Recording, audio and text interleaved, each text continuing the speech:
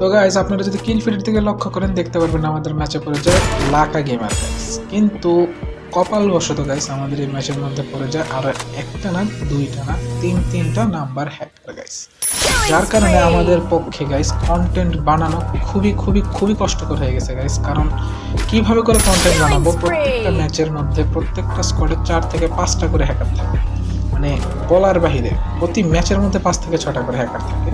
ওই হ্যাকারগুলা গাইস আমাদেরকে খুঁজে স্ক্রিন দেখে যেমন এই ম্যাচের মধ্যে লাকা বাই পড়ছিল, লাকা বাইরে আপনারা দেখতে পাচ্ছেন নাম্বার যে হ্যাকারটা আছে এখানে মাত্র কিল ফিডের নাম ও মারতে আসছে। পুরা গেম যদি হ্যাকারে মারতে থাকে তাহলে আমরা মারবো ভাই, যেখানেই নামি সেখানেই মেরে দেয়। এখন আপনারা দেখবেন যে আমার ভাই আবার মানে জোন তুষার ভাই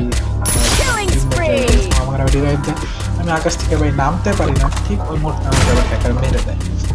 তো এইভাবে করে গাইস গেম খেলার যে মন মানসিকতা আছে কন্টেন্ট বানানোর জন্য